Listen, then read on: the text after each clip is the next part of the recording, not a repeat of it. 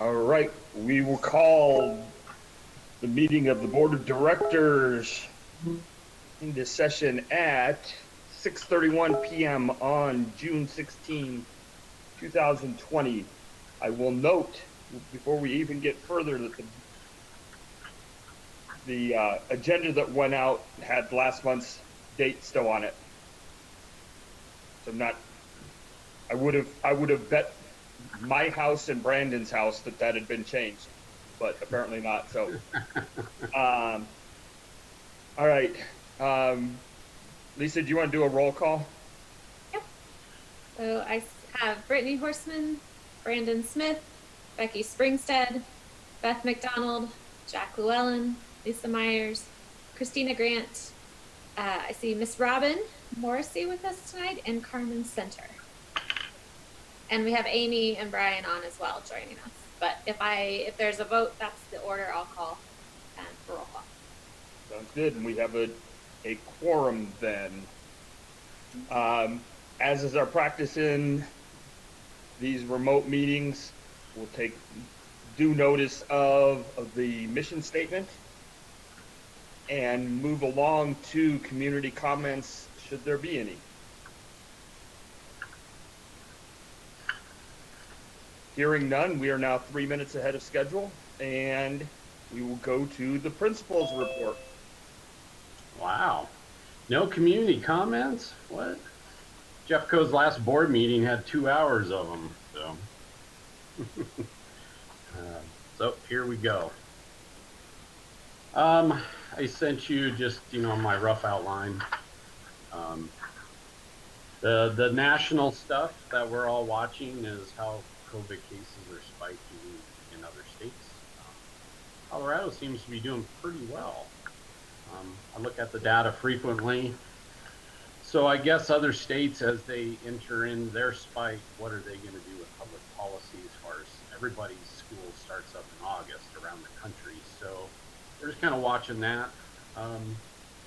The other part is state legislature actually got the finance bill done, the long bill, and it looks like 5% reduction is kind of what they're going for. So our PPR went from $8,400 and some change to about $8,000 per student.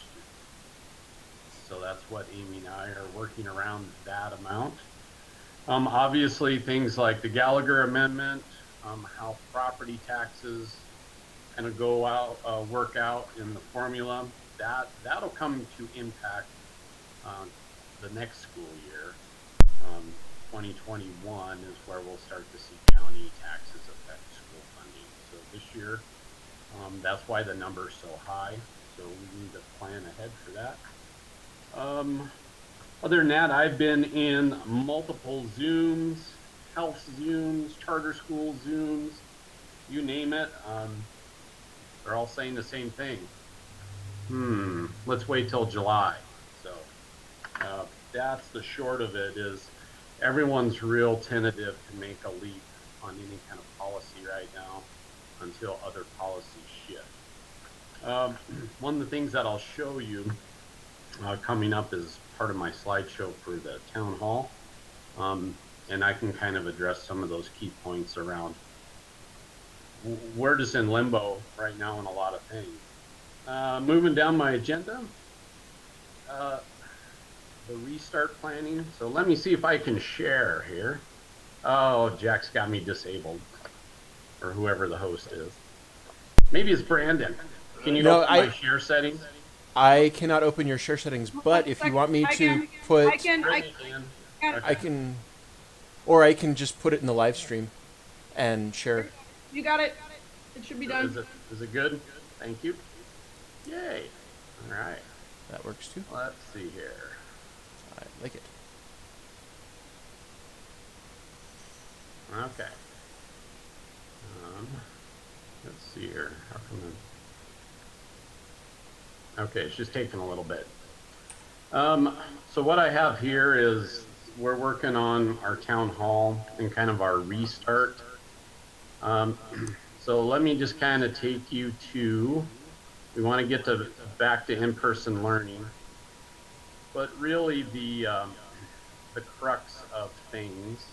Let's see if I can find the best slide.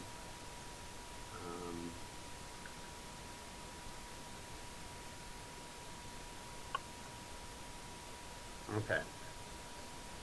The big thing I have to point out to not only staff but parents is the 6-foot distance socially. They're not social distancing. They're not backing off.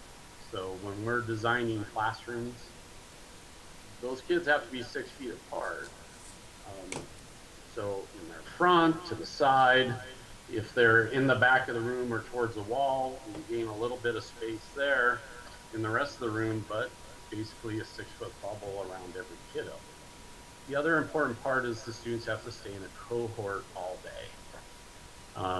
And I think that's going, I don't know how much parents know that, but everything we do, those kids stay together, which means no cross mixing of groups. So that means that same class plays together. They don't get to play with friends in other classes out on the playground unless all this loosens up, but this is what we're working under. And so we're just trying to design space that we can get the maximum amount of students in every classroom.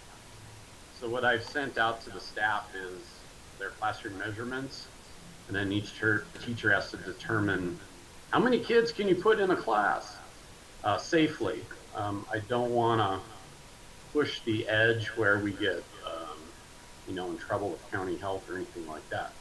So we're just doing some preliminary work because really the heart of it all is we're still under an old health order at the moment.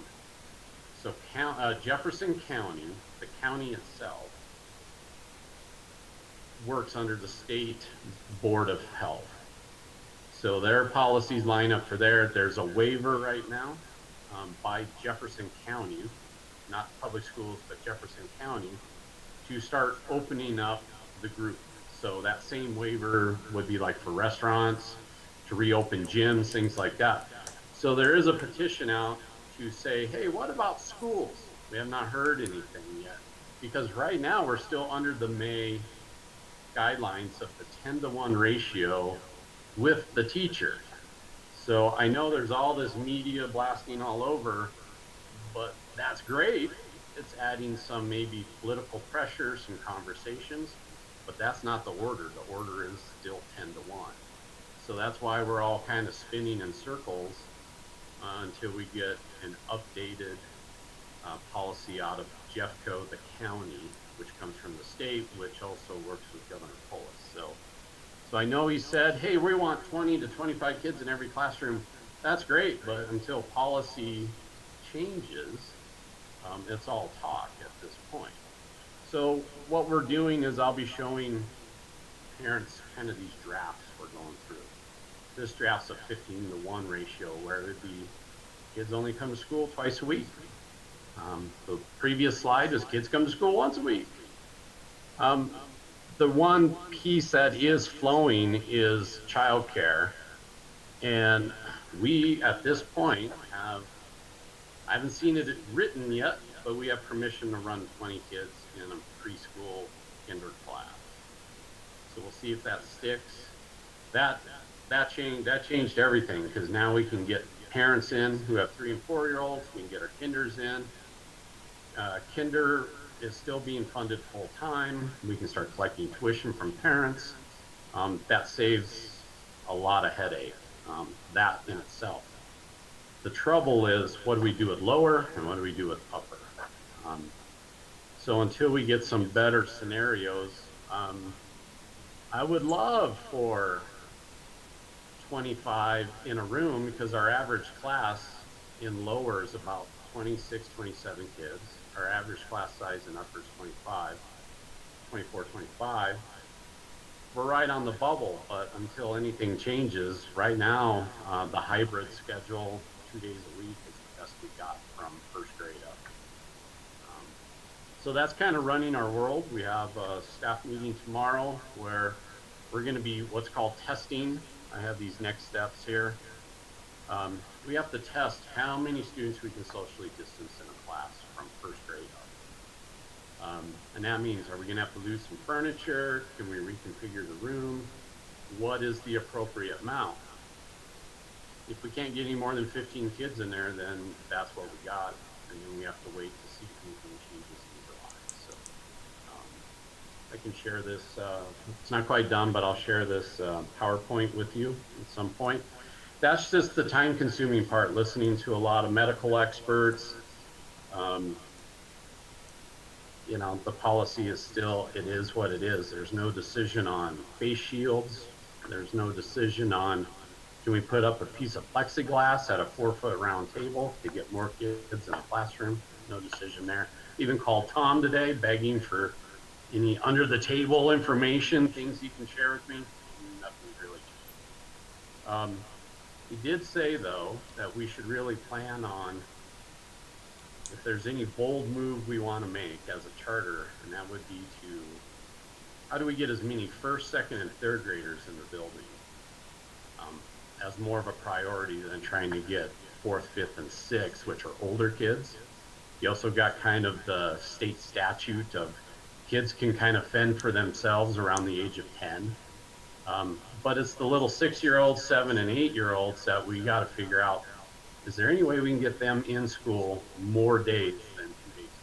So that's really kind of where we're putting our focus since our primary situation seemed to have solved itself with health policy. Moving on here.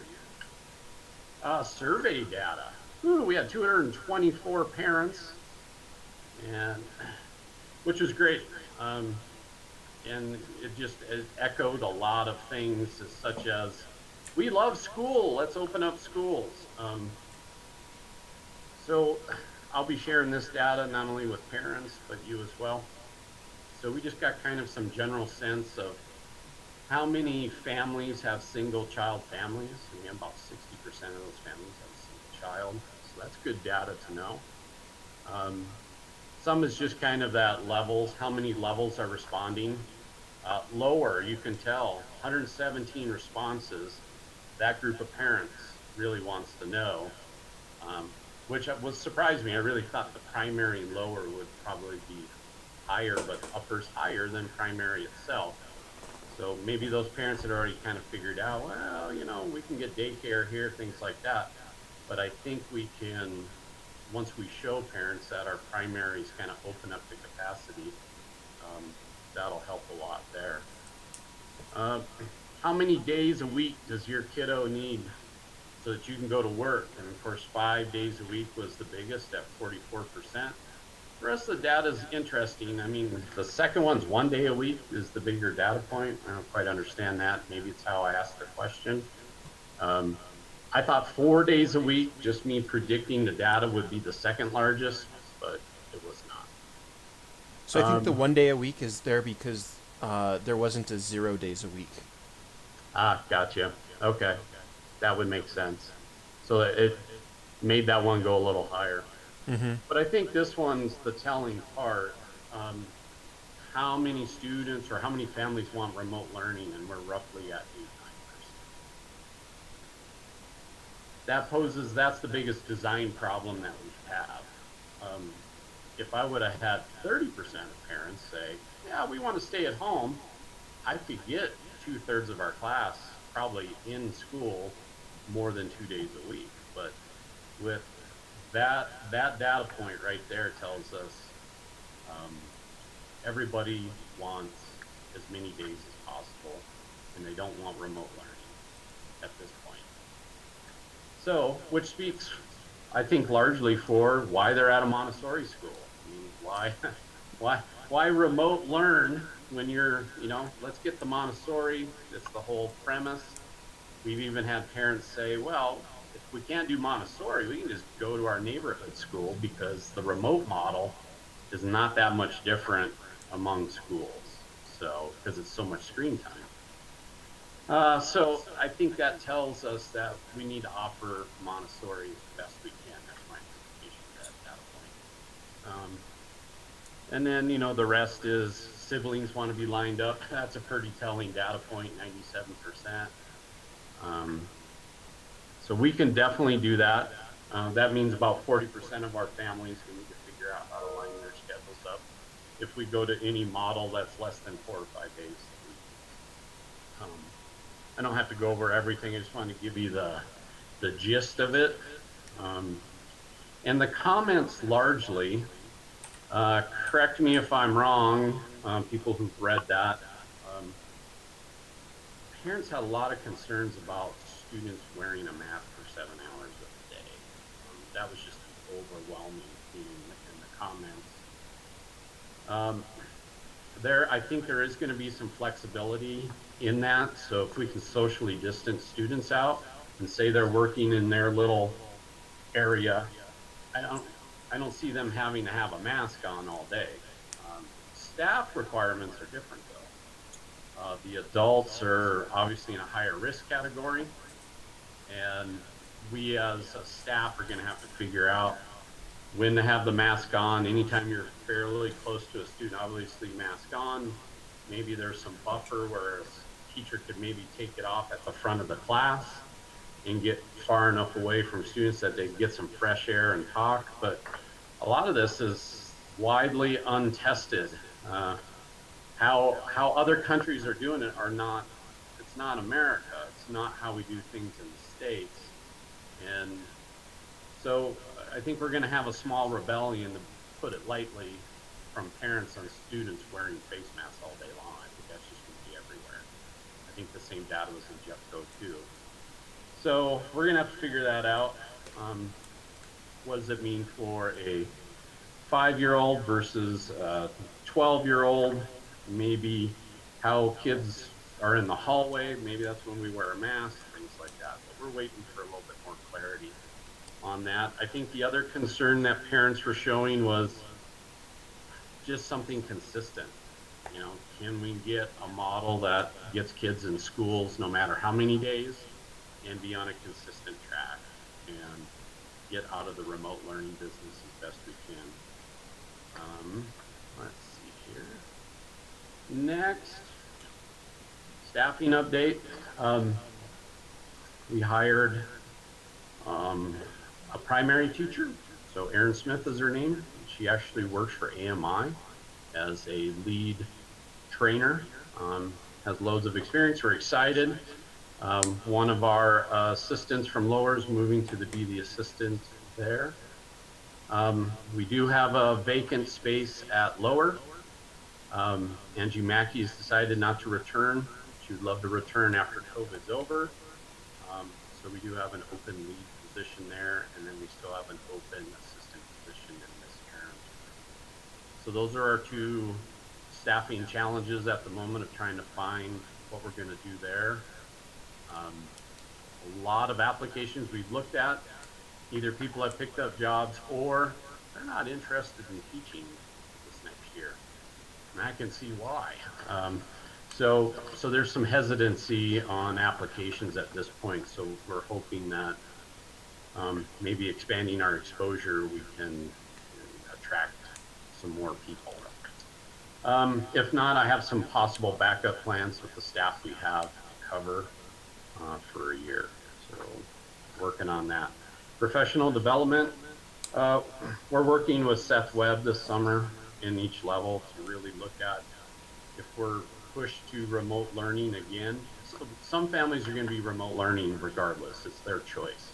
So we need to up the Montessori-ness of our remote learning. What does that look like? What kind of materials could we send home? How do we help prepare the home? These kinds of things. And then also be ready just in case things spike in November or something and everything gets shut down again, that we can really roll out a different format than what we rolled out, say, in March and April. So that work begins this month.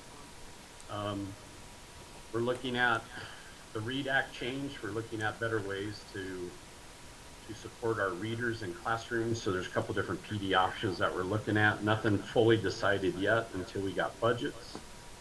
We're really going to use the assessment playbook next year. So this was obviously handed to me last summer when I started. The roundtable team has this. They're going to help me spearhead kind of a rollout process with the staff and really kind of look at how we can use the documents in that book to increase our Montessori observation process, as well as be able to take information out of there as that transparent piece to parents. So instead of saying, hey, here's kind of a general term, hey, here's a lot more specific items on how your kid is learning in our school. So that book will be a good case study for us as we move into how do we show, especially non-Montessori parents, what they're learning. There's always been some confusion around that, always will be, because it's a different platform and you have to educate, but we need a space that grounds us and gets that common language. That's the key part. What is MPA's common language that we can share no matter where they go in the school? The parent will go, that sounded familiar to the teacher my kiddo had last year. Now it's just a little bit higher. So we need to get that common language of our practice put together, and it'll take a few years to develop those tools, but it's a good start. Facility, Daniel and Grace making the place look gorgeous. Obviously, they got ahead of the curve on some things, especially on the painting. We got carpets cleaning coming up this next month.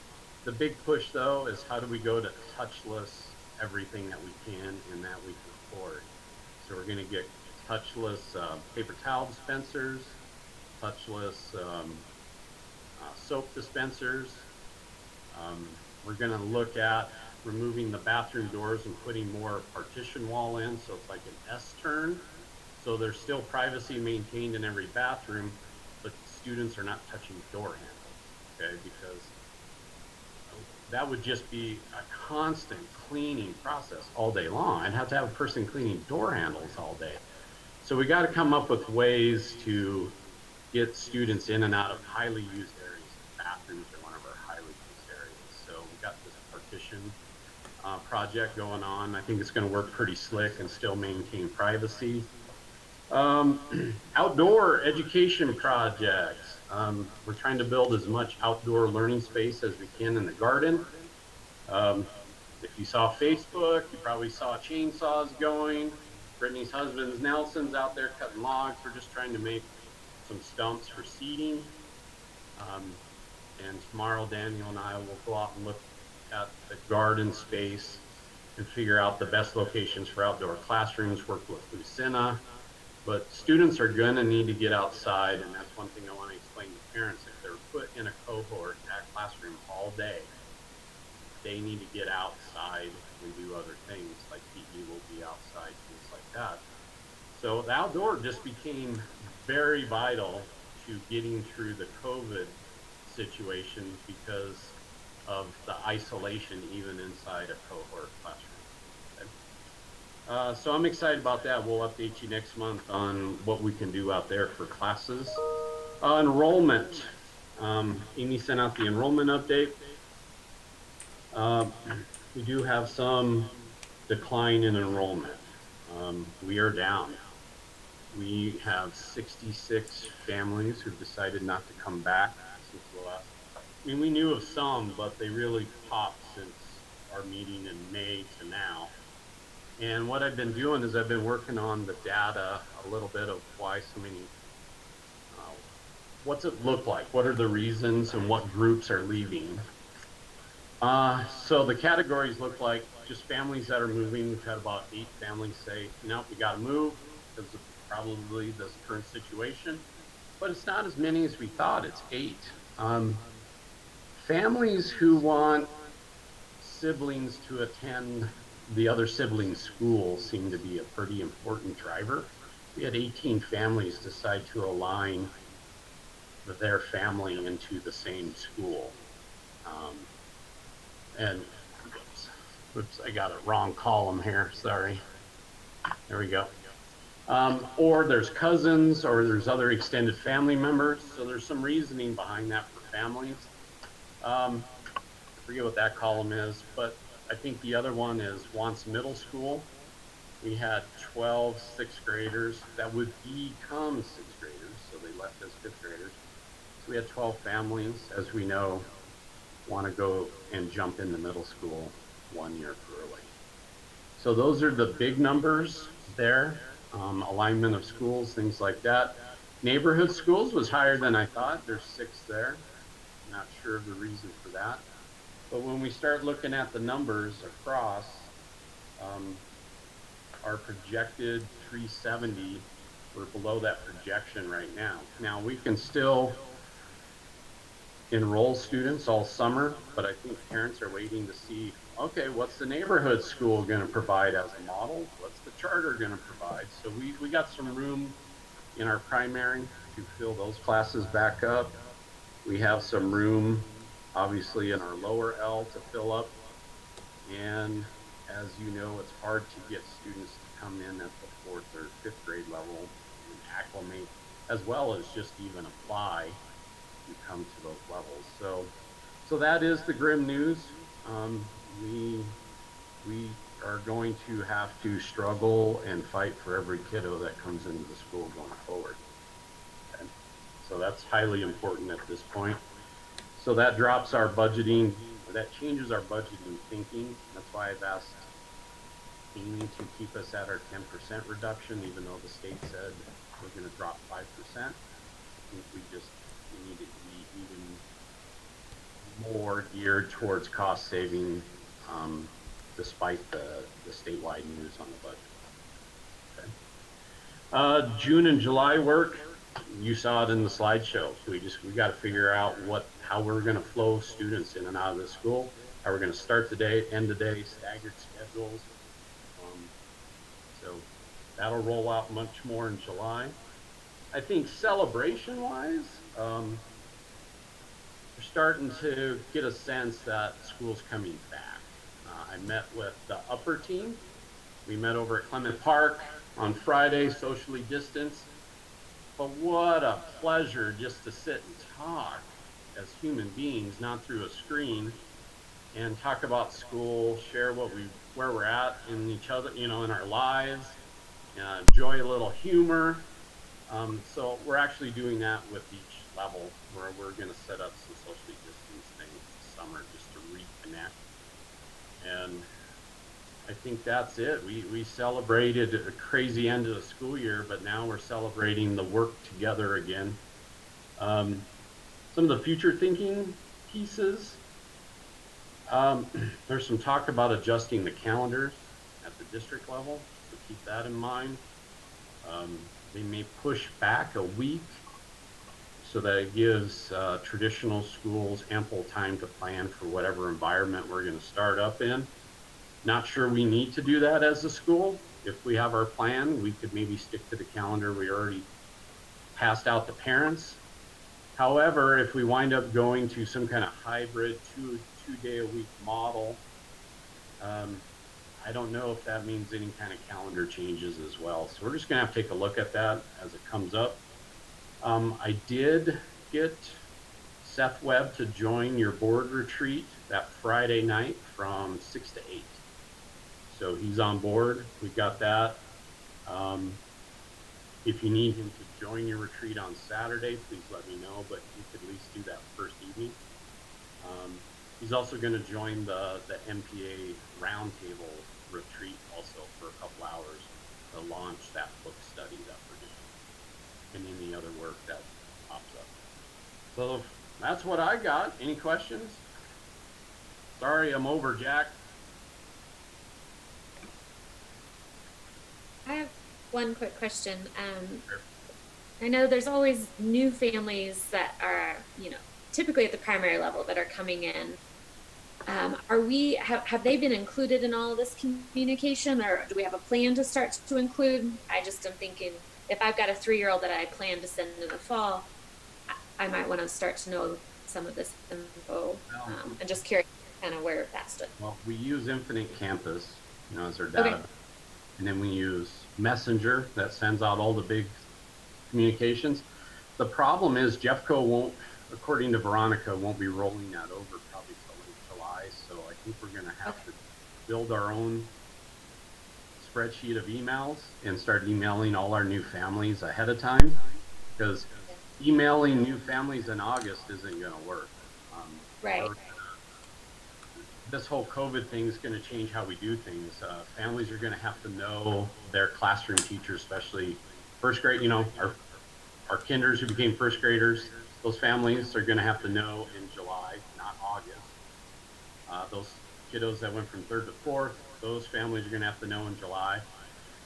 So it pushes up everything because we're probably not going to do our traditional having families come into the school and do all the paperwork, things like that, because basically we're keeping, right? The only ones allowed in a school going forward are going to be staff and students. Parents are on the outside of this situation, so everything becomes email, other ways to communicate, other ways to collect paperwork, other ways to show what class they're in. So yeah, so good question. Okay, I'm just thinking we're trying to keep everyone we can. Yep. Those communication touch points to new families. Right. Thank you. Thank Thanks for all the a lot of great thought and data. Thank you. Thanks. This is a hypothetical question. Maybe hypothetical is not the right word, but how much leeway do we have as a charter to set our own policies, given the really strong anti-mask sentiment in the data that we got from our parents? Do we have leeway there, or are we legally bound by what the state and the district is saying? It's a good question. I think once we get that next executive order, what we may have to do is look at what it entails. And then that's maybe where we ask counsel on those gray areas. That would be our only leeway. Yeah, I think there's a question of whether you have to follow, which some of them I don't think you do, and then whether you should, and how weigh the risks about, exposure to liability. Yep. We wouldn't be covered by the district on a lot of things, especially if we broke from what they said. And so think about all the discussions going around about whether you open your community pools or it's the same kind of discussion about how you balance those risks. So I think that's more of the discussion if we get there. Okay. And then would we be able to discuss that as a legal risk? Specifically as a legal risk that we could mitigate legally? Or is that a different sort of risk that we would need to address in a different sort of way? To me, it sounds all legal to me. Correct me if I'm wrong, Brittany, because if you wind up with a COVID outbreak, they could shut the whole school down. The reason they want to do cohorts is if we have a lower class that gets a couple kiddos sick, they test positive, we can just shut down that class. The school keeps running. Those kids are remote learning until we get the green light, they come back in. If we venture outside of policy too far, we may run the risk of what Brittany said, you got liability, but also they may shut you down or shut an organization down to say, okay, you got to redevelop your plan and you're going through this plan. It all depends on what happens, when school starts, if cases spike or not. Okay. Well, thank you. I'm looking forward to seeing what the guidance is next month and how all that changes. Okay. No, good question. Brian. Thanks. Brian. Uh-huh. So it looked in the Jeffco proposal like there might be some funds available to help schools upgrade to touchless and everything. Do you think any of those funds are going to come to charter, or that they actually really exist? They do exist. The problem, there's two pots of money. There's the CARES funds that you heard about. Governor Polis getting $510 million for K-12. We're not allowed to use it for salaries. So right now, none of that money has been pushed out to charters or even to any schools because they don't know how to code it. So we're getting all these weird emails like, hey, let us know if you had to spend money in this category or in this category. I think they're searching for every nickel and dime that we can use that money in, which is also, you hear about the ESSER funds at 121 million. It's the same problem. It's all tied up in strings, and I don't really expect seeing much on funds coming in to get word on this till either end of June or early July. Okay, thank you. So right now we're just coding. Like, for example, we had to spend money on software. We had to spend money on extra this, extra that. Some of it might fall under FEMA reimbursements under that CARES Act. So that really comes down to how well we code everything and ask for reimbursements at some point. That makes sense. Thank you. Sure. Mr. Bryan, can you hear me okay? Sure can. Perfect, okay. I was curious if there's any indication, it sounds like at least one teacher, but do we have any other potential teacher impacts? I'm hearing a lot from the teacher community about concerns of coming back. No, not that I know of, okay? People are pretty vocal around here. I think I would have known. Plus, Right. I asked at our last May staff meeting right there before school ended. And I kind of told them how I had to view this. I've had some prior health, issues like lymphoma, back in 2009, things like that. And I've talked with my health provider, and he's like, nah, I think you're going to be fine, So I asked all my staff, especially some of the staff that's my age or older, I need an answer in June. And I need an answer as soon as possible because Montessori teachers are unicorns. They're just not on every street corner. So it takes time to replace. And so that's why I appreciate the one teacher that acted so quickly. And I get it. And maybe in a year, life is different. We don't know. But so far, no other staff has stepped forward. And I think, again, that's the Montessori-ness of the staff. It's just the teaching works in person. It works with the hands and the head and the heart is the center of what we do. And I think that really, people love that so much that as long as we have a safe protocol for them to work under, they're going to come back. Okay, that was probably the second part of my question was when we were talking earlier about our leeway as a charter school, I think it's not just the impact to our kids and our families, but to our staff. So maybe would that impact their decision to return? Would we lose staff if it's not? Yeah, if we're reckless in any way because we're bending to the pressure of trying to get 5 days a week or something, and we wind up infecting half our staff, we're going to have to shut down anyway because where are you going to find suitable replacements? We don't use Jeffco substitute teachers, so we got to be ultra cautious here that this works both ways. We got to keep students safe, but at the same time, who's the higher risk in all the data? It's anyone that's 40 and on. Right, exactly. Yeah. And I was going through the All of data us. for families, and Yeah. I was seeing notes from families who are indicating they've got vulnerable populations at home as well. So, okay. And I'm sorry, I was talking to my daughter for a second. So maybe somebody already said this, but I think that the fact that we can wear masks as teachers, that if we can't, or if that changes, that may change some people's willingness to be in the classroom, either because they're really high risk or, they have other health things or just concerns, somebody at home that's high risk or something. So I want to make sure I think we all want to make sure we're doing, regardless of what Jeffco Health says, that we're doing what's best for our staff.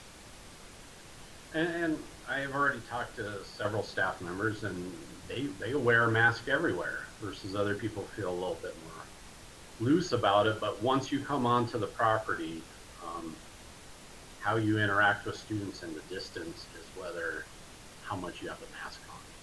It's for everybody's safety at that point. Yeah, and I wear mine everywhere, so.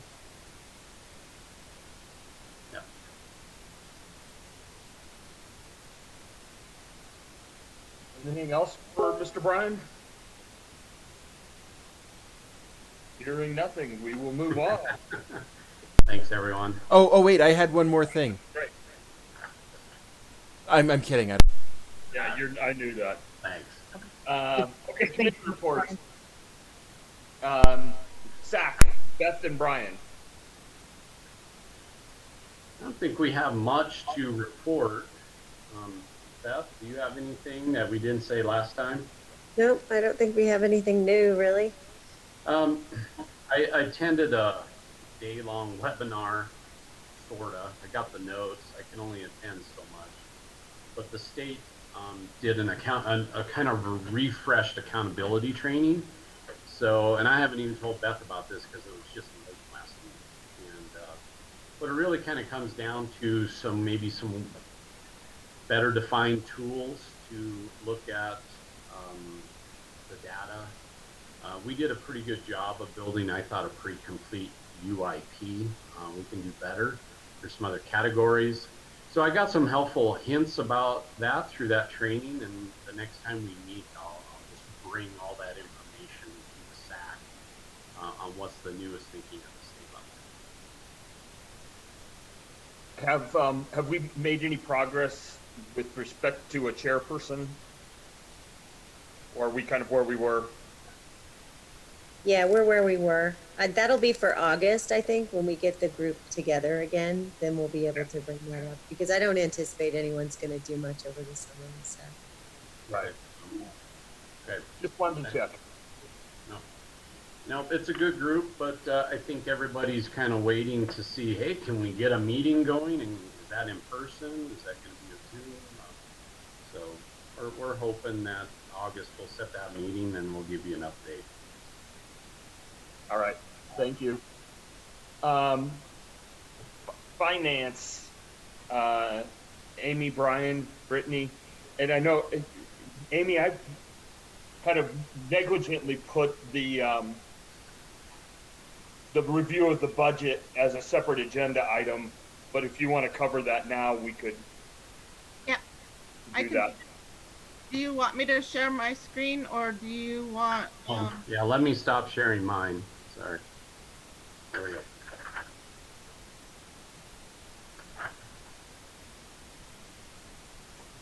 You're muted, Amy. Brittany, I think you'll have to enable me to share my screen.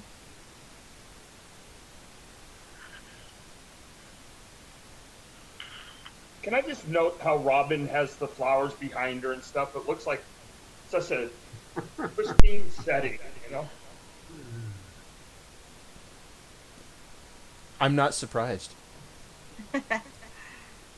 All right. So first, I will talk about this year's budget. Bottom line. Down there. Is negative 36,000 after we reimburse ourselves for the money that we've used for the existing building in the church, which is 188,787. So that's actually pretty good for all the revenue that we lost with before and after care and primary tuition loss. That's phenomenal. Yeah, I'm pretty impressed with that. I thought it would be a much larger number. So I believe you guys will need to vote to approve this revised budget, so we have that for our final budget and for the audit. If anybody has any questions, please let me know.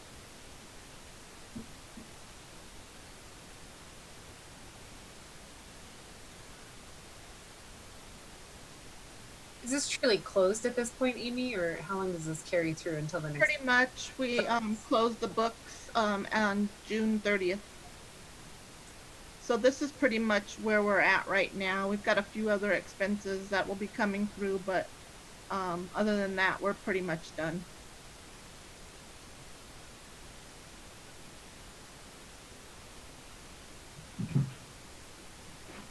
Right, do we want to vote on the revised budget now?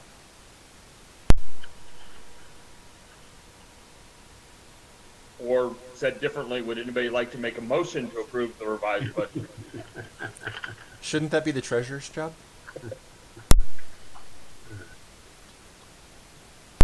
Brittany, you're muted.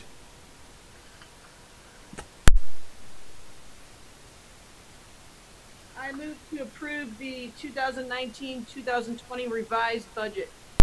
Second. We'll do a roll call. Sorry. Brittany Horseman. Yes. Brandon Smith. Yes. Becky Springstead. You're muted, Becky. I am, yes. Sorry.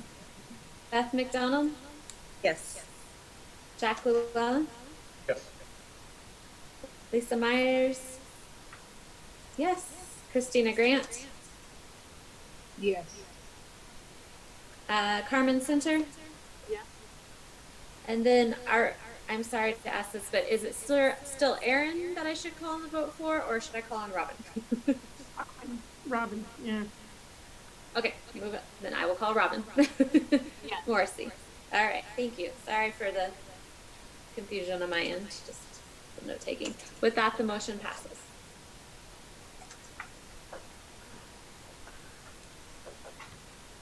Okay, moving on to proposed budget for next year revised. As Brian spoke, we left that 10% reduction in there. Originally, we have our projected FTE at 370, and as Brian mentioned, we're at 362 as of today.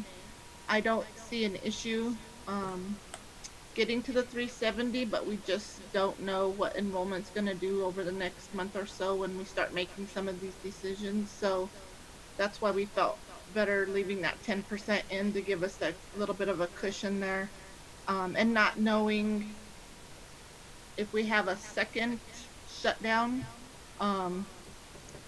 they could do another rescission mid-year. And so I think just kind of being conservative is our best bet. Like any other year, I'm sure this is going to get changed in September and October anyway. We do have to submit something to the school district in the next week. So it really hasn't changed from what we kind of went over the last time. We did make some staffing decisions where we will, right now we have it on slate to do 3 furloughs, freeze the assistant experience pay, and we did do some staffing reduction in forces, and we're freezing salaries, which will give us our huge expense reduction of $178,000. So that's where we're making the biggest cuts. Again, none of those cuts, like we talked before, are going to be teachers or assistants in classrooms. There were just some of those positions where we're a little bit extra support. And I don't know, Brian, if you want to say anything more about that. Anytime you go into a budget deduction year, the priority is always to save teachers and the staff that goes with that. So it's just kind of, you have to make the cuts going down. And COVID also kind of changed our hand. There's just some things we can't do next year. And so we have to either cut that part of that staff or cut that staff and move that staff around, because it's just where we're not going to be running much of a volunteer program next year because of restrictions and lots of other things. So we kind of had to make our calculated decisions there. If the budget gets worse, then Amy and I have some other thoughts on other areas, maybe some staff. You hate to make staffing cuts after you've already started the new financial year, but put it this way, we shouldn't be shocked at anything that we need to do going forward. The other potential revenue loss, if we can't do before and after care, That's a pretty big part of our budget, $130,000. So, again, up in the air. We're just not sure. So right now, I'm leaving it in there as we're going to have some sort of income. We're just going to have to play that by what is allowed going forward. Bottom line, a negative 47,000. So again, not bad, but there's some things that we just have to keep our eyes on when school starts. Always looking at enrollment, whether we can do before and after care, and if we're a go ahead with our preschool, that's awesome because we need that income. Yeah, before and after care is the wild card. There's nothing on that right now because again of the cohort. So school ends, kids leave their cohorts. Now we're mixing students from all across the school. No one's figured that out just yet, and I don't know if they will. So that's the one area that's tough. A lot of our families depend on that before and after care. We have employees that depend on that before and after care, and it's just we got no information on it at this point. So Amy, Yeah. we have to give the district a 5% and a 10% projected budget, right? Well, You're if asking both? we just do the 10%, they'll take that. Okay. They didn't want schools to just submit a 5% and then, Right. not be prepared for the 10%. Right. Okay. So 10% covers both options. That's Right. okay. Kim. Correct. Yeah. Did you run the numbers for the 5% to see I where didn't. we got? Okay. Any other questions on that? Again, they're going to be looking at it real close, and when school comes around September, they're going to have us probably really submit what we're going to do if our FTE. So they're going to also be keeping a close look at where we're at as far as students go in August and September. That raises a question. Have you heard anything about how they're going to do that count? Any developments on that, or is that not? Now the one piece that's being talked about at the state level, and I talked to Tom McMillan about this today, is they may just take October count from last year and say which October count is higher, fall of 2019 or fall of 2020, and you take the higher of the two, and partly it's due to a lot of unsure families, a lot of unsure situations, because this could be it could just destroy some school financially, because you get to October count and you're 100 kids off, you can't survive that. So that's the thinking on the table. It's not official, but I like where it's heading. That would be good for us. Yeah. Right. Right. Any other questions? If not, we probably want to vote on that as well.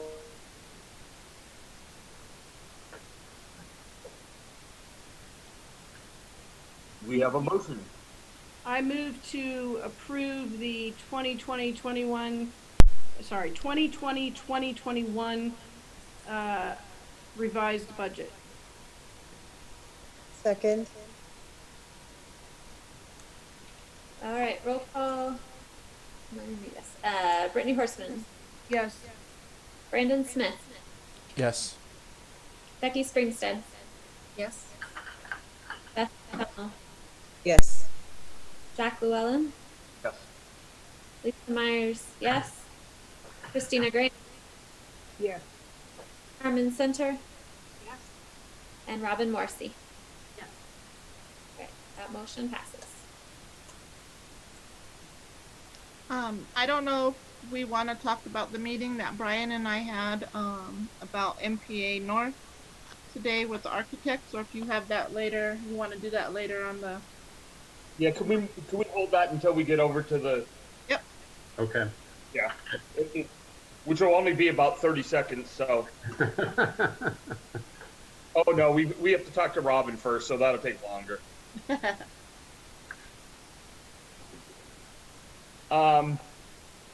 Grievance committee members.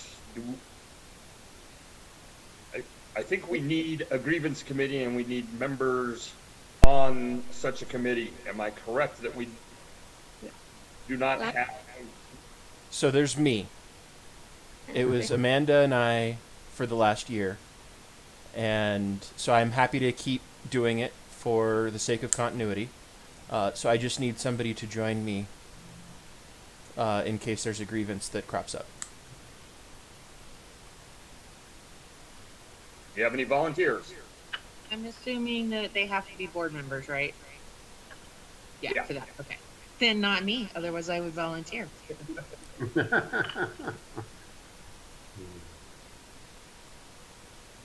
I can do it. That's good. What's that? Okay. We previously we said we'd do 6 months and then we'd roll a different 2 people. I don't remember the rationale. That was the plan, and 6 months came and went, and personally, I'm fine doing that sort of thing for as long as I'm on the board, since we seem to have, for the duration of your time on the board, appointments for treasurer, or not treasurer, but secretary and vice president. You're like a federal court judge.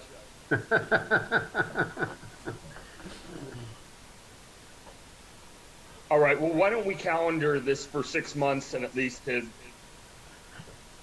relook at where we're at, and if we want to mix up the committee or maintain it for another 6 months. Fair enough. Okay. Thank you, Lisa. Yeah. Thanks, Lisa. Let me know what I need to do. Okay, so MPA North. Due diligence. Oh, Wait a minute. Do we I need- missed something. We need news. Oh, yep. Oh, sorry. Yep. Robin, I'm sorry. Sorry. Don't yell at me. No, watch you it. You can guys yell all know at how me. primary teachers can be.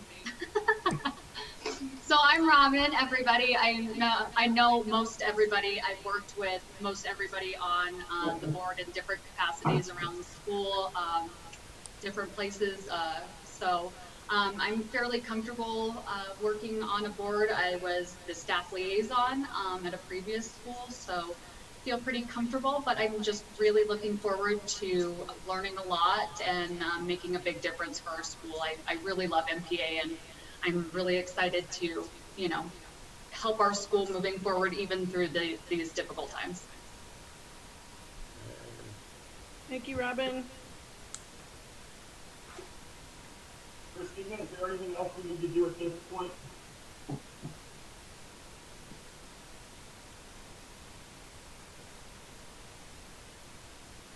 Robin needs to sign the agreement, or I can't hear.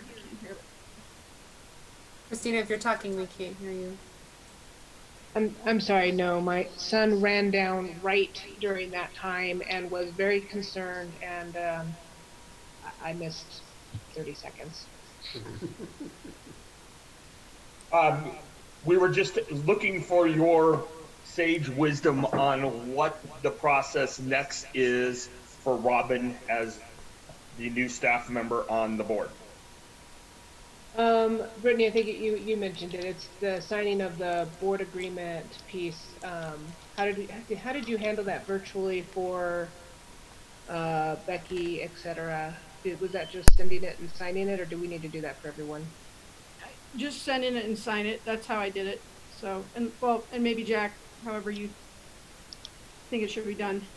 No, I think that I don't see any reason to change that procedure.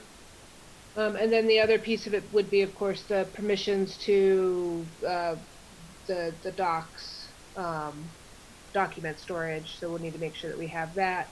And then, Ms. Robin, the strategic retreat coming up next month, I'll send you some information via email in terms of dates, times, and hopefully an agenda soon. So. Well, and isn't the staff member responsible for catering? Oh, you're just so funny. Virtual catering? Sure. Look at this delicious piece of cake I'm eating, or this delicious donut.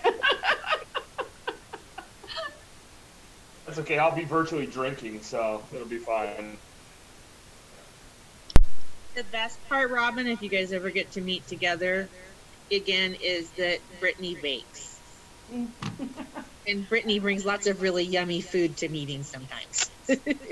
I've been Jones, you know? I have experienced Brittany's stress baking before. The more stress, the better the baking, yes? I love that you know that it's stress baking too. So, Brittany, I think your secret as well. I'm fully out. All right. Welcome, Robin, and thank you for volunteering. Okay, now over to MPA North. Due diligence. We got the phase 1 environmental. Beth, do you want to give the short version on that? Sure. Do you want me to summarize the report first or talk about the potential conflict of interest first? Maybe the conflict first, I guess, before. First. So I guess there was some sort of misunderstanding.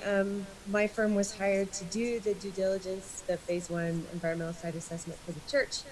And at the time, we accepted the assignment, I guess, with the understanding that, at least my understanding was that I wouldn't actually do the actual report. But I didn't realize that my name really shouldn't be associated with it at all. But I'm the boss, sort of.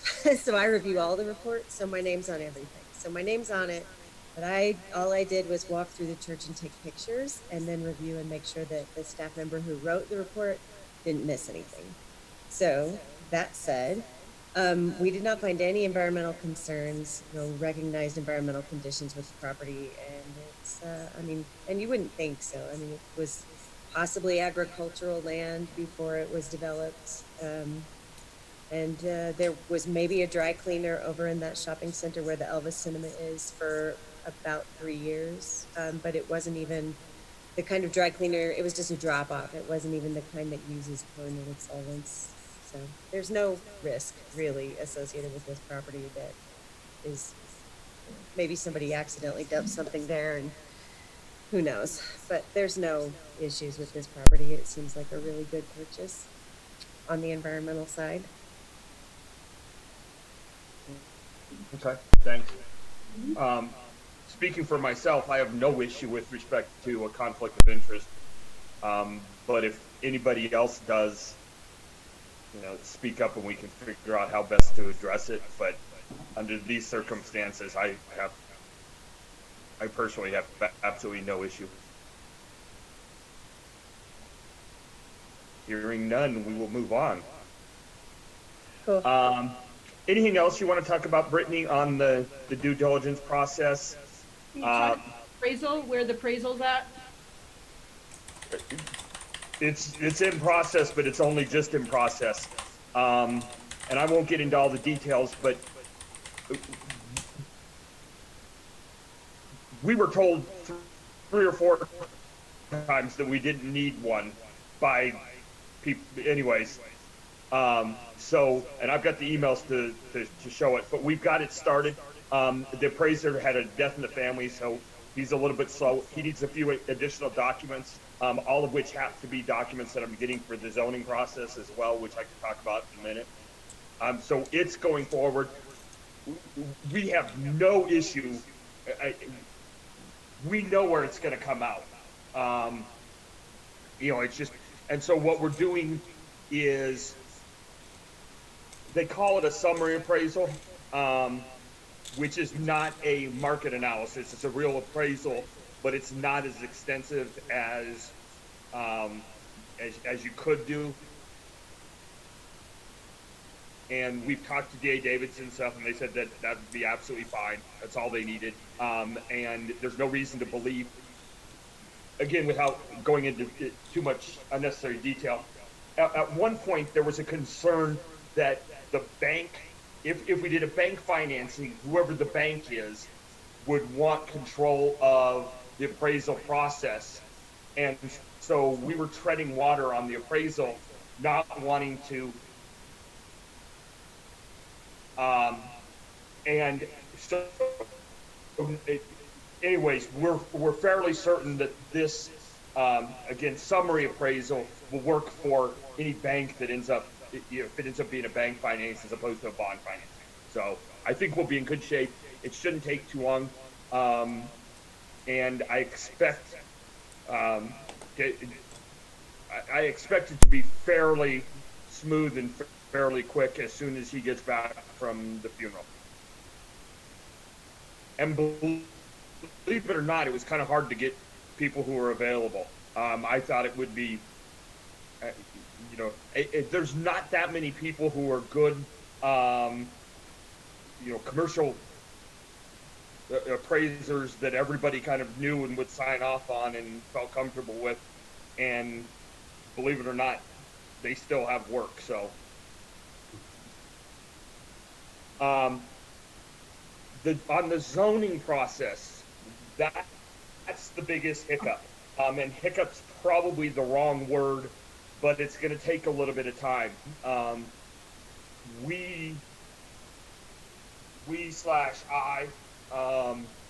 relied on some information that the process could be done administratively, which is not correct. And so what we're going to have to do is we have to submit a full application for a change in the zoning, and that requires a whole compendium of documents that we are in the process of putting together, and then there has to be a public hearing on it within 30 days of submission. I have had several discussions with the zoning department, and I have one more tomorrow, to make sure that everything we're getting them is exactly what they're going to need in exactly the form they're going to need it. I have been told that, there's no higher and better purpose that there could possibly be for that church than to go to a school. Everybody loves it. Everybody thinks it's going to just sail through. Can't imagine that, at a public hearing, there's going to be anybody who's going to protest. All of that, but we still have to jump through the process, and that just takes a little bit of time. So, for example, we have to get somebody from the sanitation department to sign a document that says, yes, this facility has sanitation service. Have to do the water, have to do a couple of those other things, and that actually requires finding somebody at these particular places who will sign the document. A lot of them aren't working at the office full time and stuff, so it's just a process.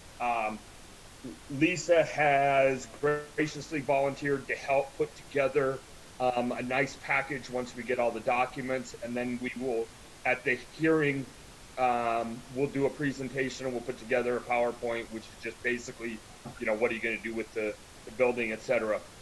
Bottom line is, I don't anticipate any issues, but it does delay the timing of closing from maybe an end of June to probably an end of July closing date, and there's just not much we can do about that. So do we have a contingency then that if we can't get it zoned the way we need to, is that the reason for the delay in closing? That's right. And what about traffic? I know that's been a big concern. I feel like if anything was going to come up, our plan for how we're going to mitigate impacts to the neighborhood with adding a whole new school of children is probably going to be somewhere we're going to need to focus effort on drawing out. Normally, I know HCM, as part of their design process, HCM includes traffic patterns, parking lots, and those sorts of things. So that usually comes into the design plan. And given the location of things, I'm not sure at the drop off and pickup times how much we would really substantially impact the traffic patterns as they are. but we will present that, and you know, we'll address whatever issues we have to. Again, most of the stuff they've asked for at this point is or let me rephrase that. They have not focused, at least at this point, much on traffic issues or traffic concerns. On a similar note, I have reached out to, but have not yet been able to speak with the owners of the shopping center about closing that one lane off, so that at most, the one west of the school, or west of the church, excuse me, is the road that concerns me, because traffic goes through there on occasion at a pretty high rate of speed.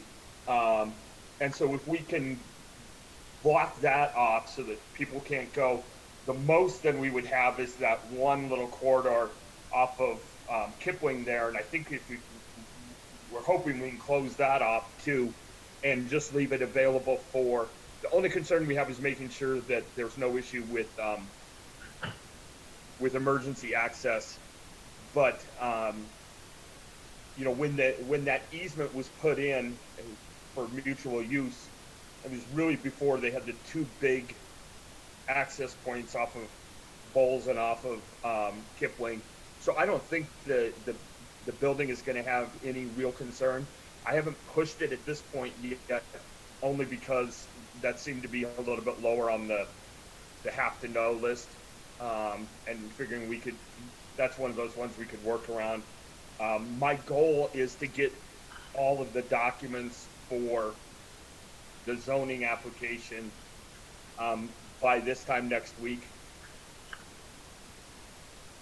And hopefully, again, I can get the idea is to take, as you probably know too, a lot of Jeffco offices are now closed on Fridays. So I don't think I'm going to get a lot of the signatures I need on Friday, but I'm hoping to get them early next week, and the rest of the documents we should have. So that's the plan.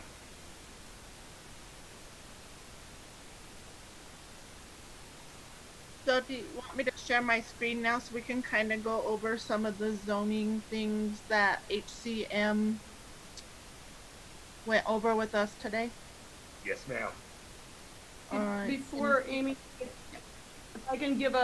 I could just get an update about the process, maybe, before the details about. Sure. So HCM has agreed to start their work early. We had a kickoff meeting. I can't remember if it was last week or the week before. Amy, before you went on vacation, that meeting, we had a re-kickoff meeting with the team to discuss the plan for the north building. They asked for a new title, so we don't keep calling it the church building. So MPA North was suggested by Amy and Brian, so that's what we're going with for now. So they've got a plan, and we recommitted to pushing that timeline to do the best to get the building open for the fall right away, so that it can be used. We're keeping the pressure on with that. And John is asking, everybody else kind of went back to touring the property. Franz and Pittman and HCM have all gone out there at least one more time to kind of start their process, and then they just had the meeting with Amy and Brian this week, and today, and this is what came out. So that's kind of a lot's happening this week. They know they have to get this done because we told them when the closing was, and I conveyed the board's concern about having HCM verify the square footage requirements for middle school, verify whether this building could be used for that or could be converted to used for that. And I stress that has to be done before our closing date, because people want to hear that before they can vote on the matter. And so that's why this week is a big week for them to get ahead on that work. Thanks, Amy. Yep. So we'll start with the second floor. And because we're going to reclassify from an AB zoning to educational occupancy, there's a couple of things that not major, but things that need to be done. The hallway that's upstairs is too narrow. It has to be widened in order to comply with the code minimum. So as you can see, like right here, we'll have to move that wall a little bit, which makes the occupancy a little bit less, but they're thinking of up to 100. Yeah, right now it's currently 3'8", and we need 6 foot. Yeah. And so the other thing are the stairs. The stairs will need to be taken out because they're at 36 and the minimum code requirement is 44, and the handrails as well. And then the restrooms are not accessible either. So I believe there has to be a sink for every toilet that is there. So there'll have to be some reconfiguring. And then if you kind of see the blue markup is kind of where we came at. There would be 2 classrooms up there with a breakout in the middle. They would remove those acoustical walls and add a toilet over to the right. Yeah, we were thinking in between around the breakout, maybe some kind of sliding glass classroom kind of doors. My last school had those. Those are very cool. So it can be a classroom. It can be opened into one bigger space, but architecturally it looks good. It's safer around kids. Brings in some light because that's a very dark space up there. But yeah, that's anything in red there. That's not good news. Okay, but it's doable, and we were thinking that's probably a good space for homeschool, considering the reduction in the square footage up there, because some of the thinking around the middle school is going to be on the first floor. So I'll go to that. And I don't think, talking about these red things, Amy, these are things that John from DCS and had seen. You know, these are just the things that they knew were going to need to be modified to have it be compliant. Right. It's nothing like out of the ordinary or surprising or super expensive or anything like that. Yeah, and, you know, I guess the crux of it that, you know, HDM was asking is we're probably going to have to put a little bit more money into this than we originally thought, which would take away from the other building. But if you can see from the first floor, again, the stairs, the preschool classrooms, bathrooms were also not accessible and didn't have a hand washing sink. But we kind of just brainstormed what we would want for middle school. And so you can see, you know, a class starting with where the primary sort of playground equipment is outside, using that as an outdoor classroom area. They felt that that area was really in great shape and could be really made into a nice outdoor classroom for science or whatever.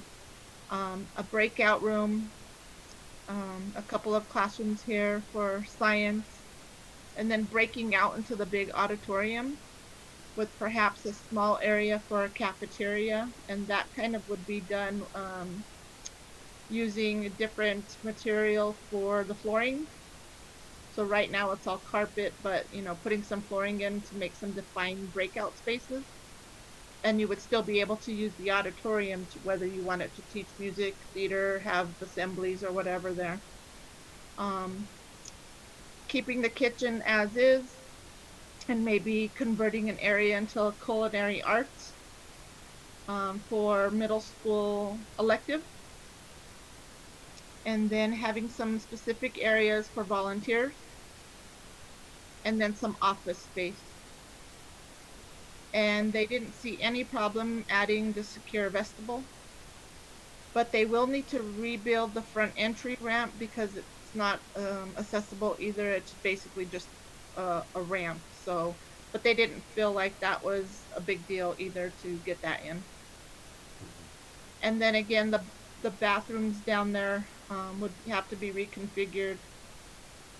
You need as many toilets as you need sinks, and then putting in a couple of drinking fountains, because right now there's only one, or yeah, I think one or two. And was this this kind of drawing and brainstorming here, was this with the that you could use now but also could be used or wouldn't have to be so much redone for a middle school? Is that kind of what the thought was? I think by the end of the conversation, the thought was this, you know, we wouldn't have any access to this building until the following school year, because it would take, with everything going on and getting all the permits and the rezoning and all of that, we really wouldn't be, it would make more sense to just get this work done for use for the following school year. And they're not, January's not a realistic timeline anymore, which they were originally shooting for? It didn't seem like it to me. How about you, Brian? That I think, again, John wasn't there. John Yeah. could determine the timeline versus HCM. We were trying, the reason you kind of see the design as is, we were trying to work with the current wall spaces to do what you're saying, Brittany, speed up any kind of construction. And so that we have some flexibility in the spaces. Students can flow from one room to another, things like that. You kind of see these directional areas. I just pitched a culinary piece because in Montessori it's so important on the food prep side. In the main campus here, we don't have that ability to really use the kitchen space.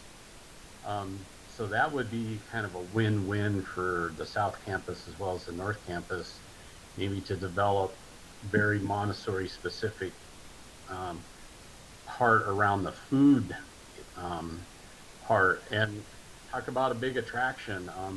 Over here, STEM, like when we're designing middle schools, you want to put math and science, any kind of STEM together. So like over here in this outdoor classroom kind of space, you could have math and science there, but then the one in the foyer now, that could be an art room. So these two classes can share this internal breakout space as well as the outdoor space for science experiments, art projects, things like that. The infant room and into the main auditorium would be kind of your social studies literacy. So you got these two sections that you could have, again, one or two teachers working these two spaces. And by using floor materials as a defining space where to put furniture, you're not adding any walls into your auditorium. So if you need maximum seating space in your auditorium, you just simply remove the classroom tables or desks or whatever was there. They'll all be on wheels and you still got full space. And so the building kind of naturally just led to this design. It's not like we had any kind of brain trust here. And again, this is just working with what we have to keep costs down, keep walls kind of where they're at. I asked a silly question, said, upstairs, can we move that giant wall forward? And then they both went, no, that's a 2-story wall. We need to make the classroom smaller. So that's why that decision there is, it just saves money and it makes the project go way faster. Okay, so that's good to know that the project, and then we'll need to loop John in to kind of, because I think Friends and Pittman was okay with that timeline. HCM or the designers, I think they always are they're the ones that need a little bit more time. So I think there's a, right. You know, we kind of agreed it might not be a 2-phase situation. It might just be best just to jump in and knock it all out at one time. That way, then we can start building and recruiting families for the middle school, because they could probably start to see what the building looks like before we're actually putting students in it. We could use it as flex space, maybe in the spring with students in the main campus, but yeah, there's so much to reconfigure, like staircases, walls, a roof. You might as well just do all the big stuff at once. Just do it all. so so then this needs to come into our July discussions and our July retreat. And So they'll be holding off then, I guess, after this initial kind of discussion? Okay. Do we have an idea of occupancy on this main level? I know you said 100 for upstairs, Um, the way that it's laid out. I think it was kind of looking at about another 100 in total, because you really got about 4 main classroom spaces, and then you add a couple of breakout spaces, and then, so yeah, we're looking at 100, 120 on the occupancy downstairs as well. Maybe more, but they have a square footage formula. They'll figure that out. You know, as much as we might have liked to use it for, or some of it for this fall, I totally understand what you're saying, Brian, that, you know, given everything, it may just be that it's easiest to do it all at once. And, you know, there's so much uncertainty with the school year as it is. Right. You know, that it may just be that even if it was available, we're biting off more than we can chew, and, you know, just going ahead, knocking it all out and getting it ready, and so that when we do utilize it, we're doing it with the highest and best. That, you know, Right. that may end up being, under the circumstances, Right. the best we can do.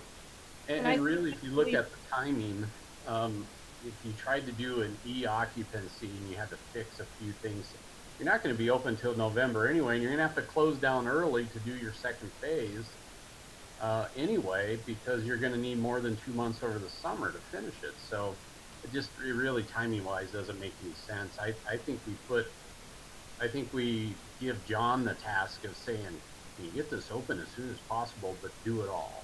So that's my recommendation.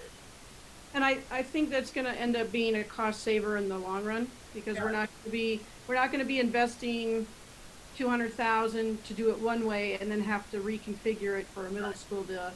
Yep. So, and if there's not a big money making reason to open it in the fall that we could actually benefit from, which it doesn't sound like maybe that would be the case, then, you know. Yeah, and we still have the temp building, so homeschool fine in there for the whole school year. So I think, yeah, fine. I think that's all I had. Did you have anything else, Brian? The second conversation we had Matthew come out. He's their playground landscape expert to look at the main campus. And so we met.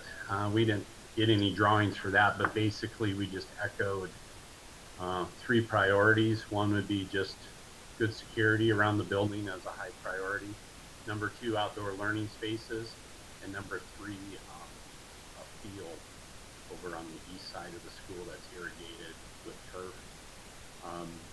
And really kind of use the natural flow of the current land, so we don't have to do a ton of dirt work. And really kind of conceptualize how we could maybe, so for example, we have 17 classrooms in the main building, plus we have a couple homeschool classrooms. So if you look at, we got about 20 classes that, what would be like their little zone outside that either they could adopt and make it their own. Maybe you could share that with some classrooms. So they got the concept. I felt like they were understanding how we could affordably make this happen outside and do classroom extensions, so that they could get out there multiple times during the year, whether it's hot, during the winter, be solid type surfacing to sit on in some different areas. There'd be some planting opportunities, beautiful landscaping. We could do some tree projects, and that's all just with inside the fencing. And then they asked about the garden and stuff, and I said, I think we're going to be out of money. That's a whole separate issue. And we also talked a little bit about maybe like the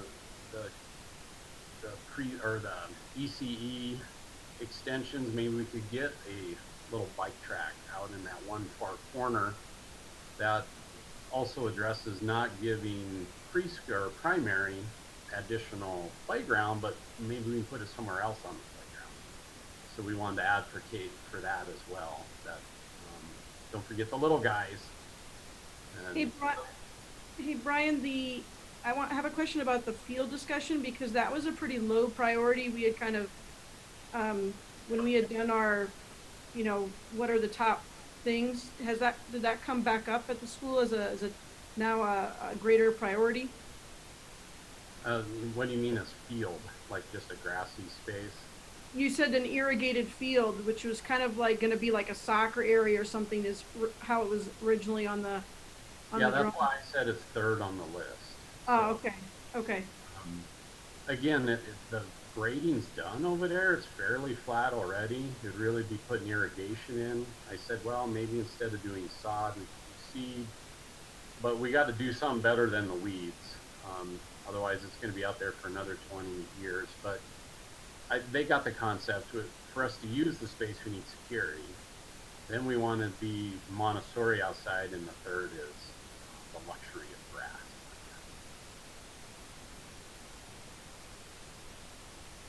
I think we initially shied away from that too, Brittany, because we were planning to build in that area.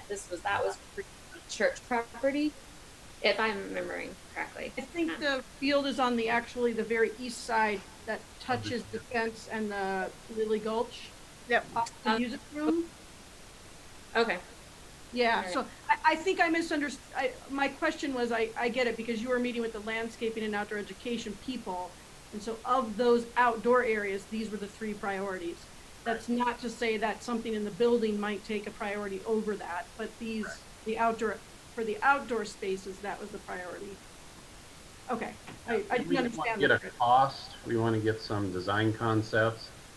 Obviously, we have to front load the money to the north property, and then whatever's immediate inside the main building, we got to take care of. But as you know, outdoor is pretty important, because if we don't do it now, when are we going to do it? And since HCM is working, should we vote on approving their contract?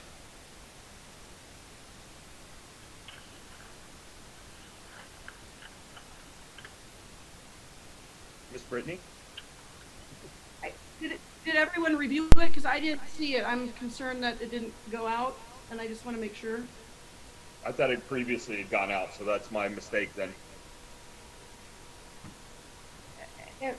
I can give everyone the bottom number quickly if that would help.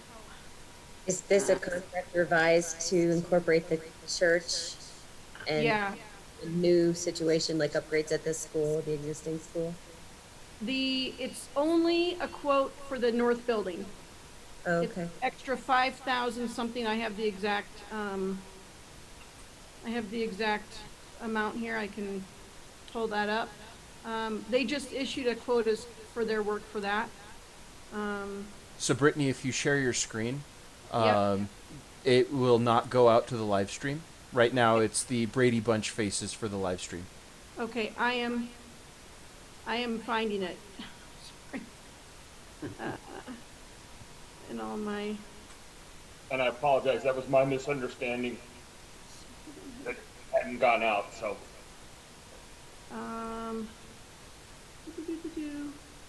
And I don't know if I can look for it, if you guys want to. I don't want to. Oh, here. Hold on. Here we go. Here we go. I think this might be it. Nope. Hold on. Let me pull it up in the email that I sent out. So hold on. I don't know why it. Okay. All right. Let's look back in.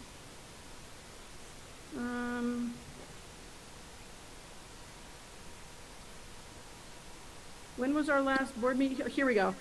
Nope.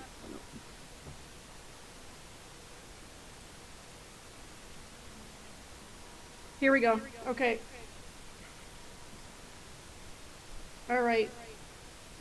Now, I've never had to share my screen before. Sorry. How do I do that? There's a button in the middle of the bottom that says share screen. Oh, I got it. Yep. Okay. Very easy. Okay, I got it. So, and now I just click my desktop, right? Mm-hmm.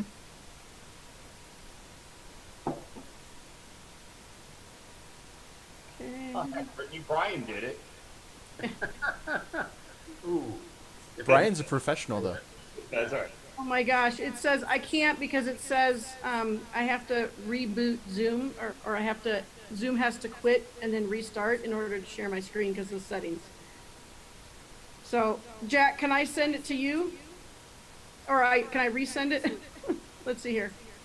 Who can I send it to? Or just give us the highlights. I mean, I don't think we all need to read it. If Yeah, you want okay. to us.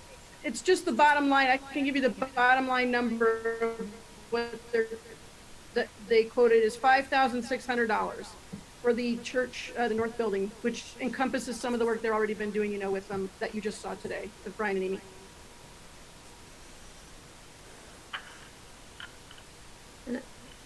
Is the thought process that some of the still immediate needs in the South Building, like the vestibule and that sort of stuff, that work's already been done? No, that's not completed yet. That's still under the previous quote that they gave us, and that will be ongoing.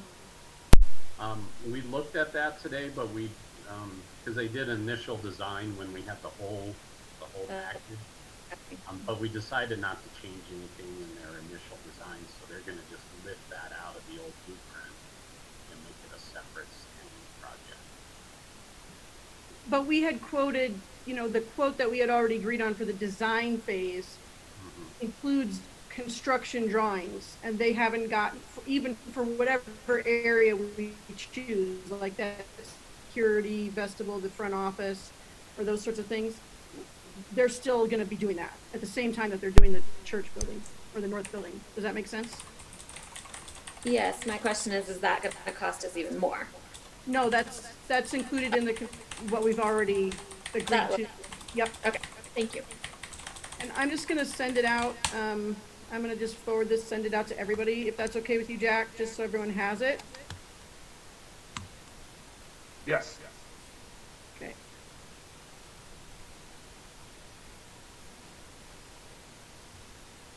All right, it's going out right now. There you go. So anyway, that's the amount. I don't see any problems with the scope of work quote or anything. It's pretty standard, just like their previous one. 3 to 4 weeks of work and getting the church, or the North Building, it's gonna take a while, the North Building, suggestions, and now it looks like they might even, we might even be wrapping that into a middle school development, but they would quote, whatever the work they did now would be wrapped into that ultimate quote, I'm confident.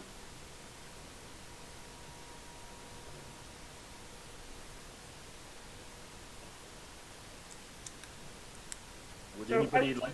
I would move to approve the HCM quote and bid for the MPA North Building work. Second? All right, roll call. Brittany Horseman, Yes. Brandon Smith, Yes. Becky Springstead, Yes. Beth McDonald, Yes. Jack Llewellyn, Yeah. Lisa Myers, yes. Christina Grant, Yes. Armin Center, Yes. and Robin Morrissey. Motion passes. All right. Anything else anybody wants to talk about with respect to MPA North at the moment? If not, oh, yes, ma'am. Okay. Well, this may be a MPA North separate. So we went through the ratings. We met with Moody's. We gave our presentation. I just wondered if we had any updates on that front, or if we're still just waiting to hear back. I know it's kind of separate, but kind of the same. We're still waiting to hear back. They're gonna get the appraisal, and I think we're gonna, so that will be a little bit, and then they're working with DA Davidson on some of the extra questions. Amy was great in getting them the questions they had. I know Lisa, when we were talking, the remaining questions they had, Lisa cleared that up for them, Amy cleared that up for them. So I think we're just waiting to hear back from them. Okay. And then Just curious. we're also waiting for the RFPs to come back from the bank. So we won't even be meeting this week. We won't meet again until the following week to get another update. Okay. And DCS, because of our meeting 10 days ago or whatever, was able to provide a high level cost estimate, which is what they wanted as well for this north building.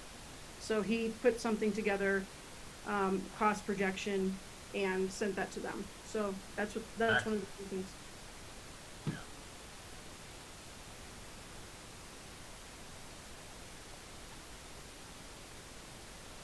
All right then. The strategic retreat in July. Christina and Lisa. Yeah, I think we'll be pretty quick here probably. Lisa and I think we're going to be able to connect tomorrow. And Lisa, we can talk about the survey and get that out. Now that the survey for the return to school work is done, we didn't want to hit the families with that survey and our survey around the strategic planning piece at the same time. So I think, Lisa, we're pretty stable for tomorrow. And I sent you we had talked about the survey just being around middle school, not, and I assume that's what you're talking about. I sent the various questions I feel like we need to collect, and maybe you can put your eye on them. But we also had that call with Mr. Bryan several weeks ago about setting the agenda for the retreat. So yeah, and that's the second piece that I'm hoping we'll connect on tomorrow. Now that we've got also some confirmation. Thank you, Mr. Bryan. Talking with Seth about the Friday evening. Still kind of a little bit of wait and see. I think we're planning for virtual at this point. Unless something changes that makes it easier for us to be face to face, but if there's any feedback from the group on that, I just wanted to get a little bit of a pulse for how we're feeling about the idea of being in person. I think we have quite a few folks at this point.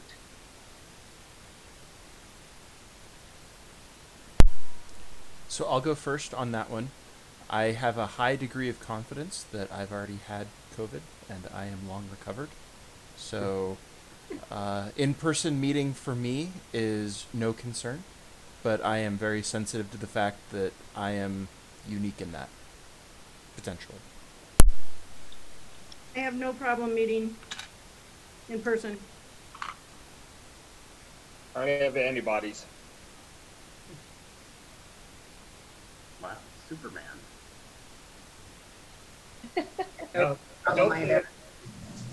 The pneumonia at the beginning of March was more than pneumonia, it turns out. So. Does that mean you exposed all of us, Jack? Yeah, that's the first thing I would know.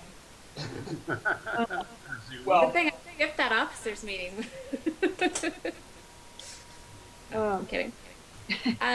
Remote makes it easier for me for childcare purposes because I can still keep an eye on my children. I don't have to find a sitter in the middle of COVID, but if I need to, that's okay. Just let me know.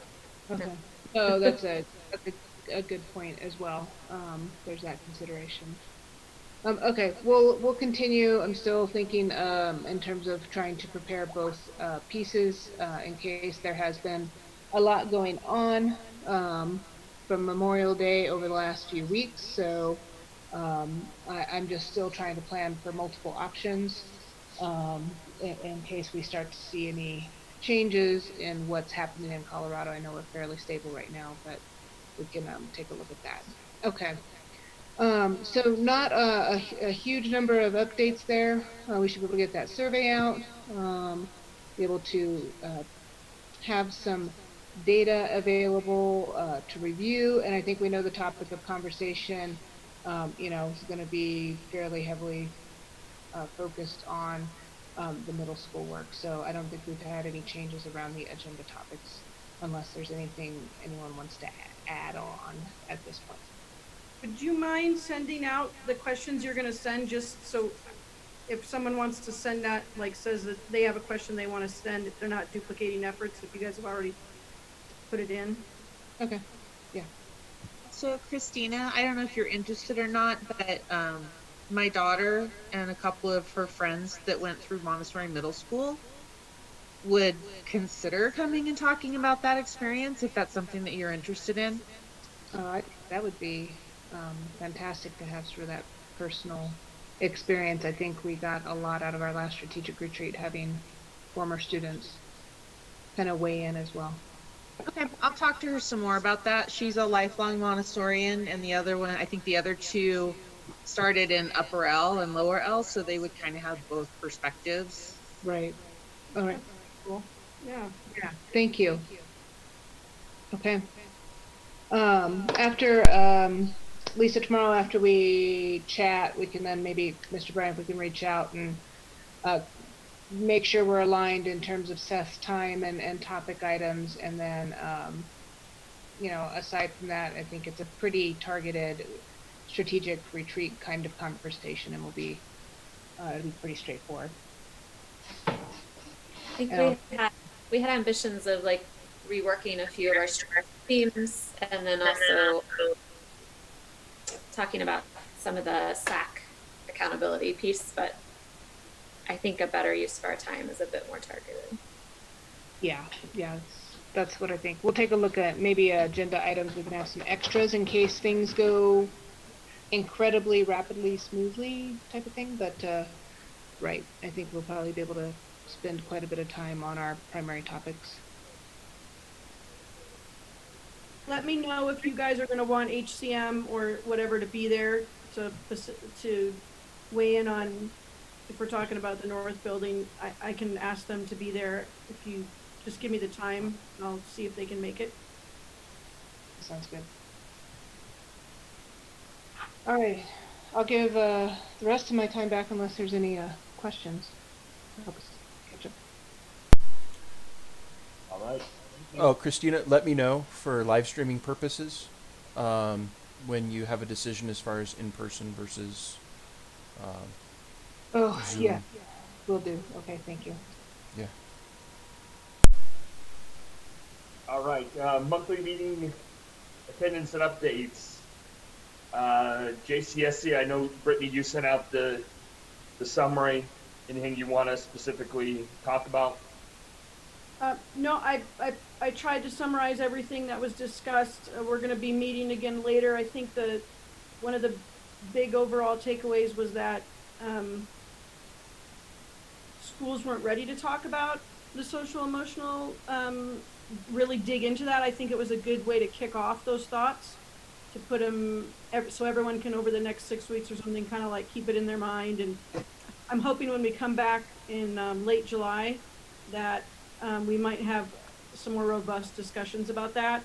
But it was pretty clear that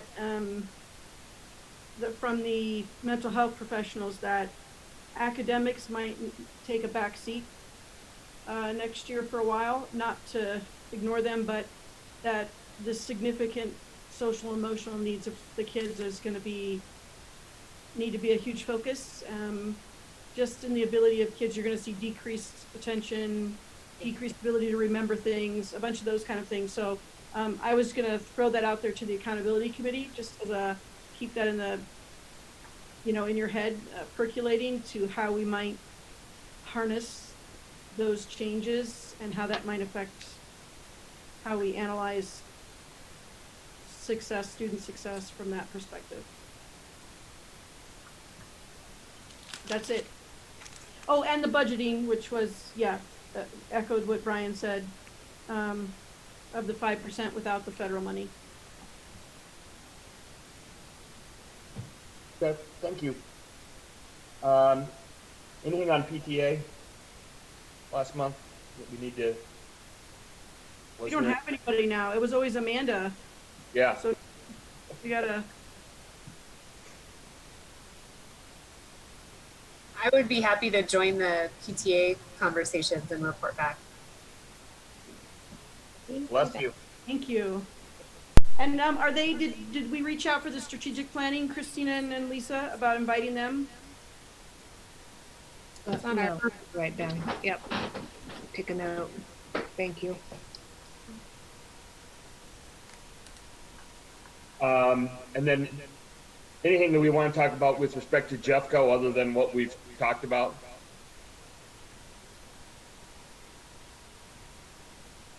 I'm gonna take that as a big no. Okay. Christina, this is usually you. Next month's board activities, anything that we need to be cognizant of, make sure. Ooh, you're right. I got used to that getting put into the outline. I'm on a new computer, so I do not have the board calendar. Brittany, do you happen to have it? I can pull it up. Sure. Yeah. Yeah. No problem. Hold on. Let me just pull it up right now. And I'll. I think I. Prep We used myself. to take July off. Yeah. But we did. It might take me if we want to go back or something. I have to go into the Google Drive because it's not on my computer. Maybe a question about July with all the things that are taking place. Typically, we do not have a meeting in July. Are we expecting we'll need to get together, at least at some point, aside from the strategic retreat? I was going to propose that we don't set one yet, but we remain flexible should we determine that we need one before the meeting. That sounds perfect. The only thing I might recommend is, this is maybe kind of circles back around to Brandon's point earlier, whatever instructional model we feel we're going to adopt, based on whether it's hybrid or what, depending on the policies that come out in July, we may have to meet in a, in just a special session and say, does this meet and do we approve of what we want to present to parents before that town hall that I have, I think it's July 22nd, something around there. So just might be something to think about or put on the radar. There might be some decisions. Oh, and I completely agree with that. I think that it's hard to set, to know exactly when we would want to set something at this point. No, it'll just have to be when it's timely. Right. So if people could just be, try to be flexible when needed.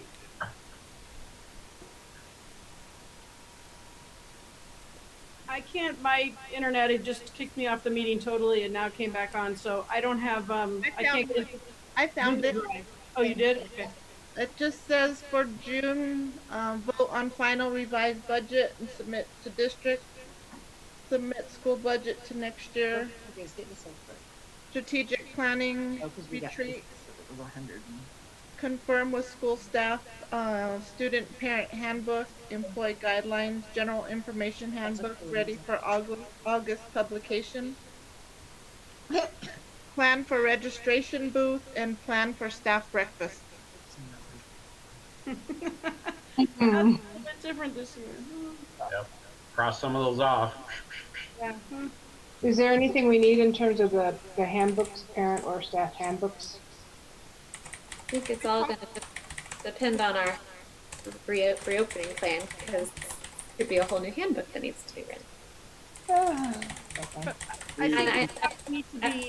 think we probably should reach out to Bill, our attorney, just to kind of see what other schools are putting in their handbooks about COVID and all those types of things. Mm-hmm. But I'll leave that to Jack. Okay.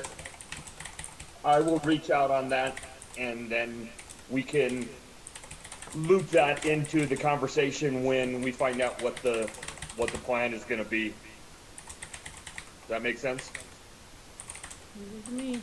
Okay.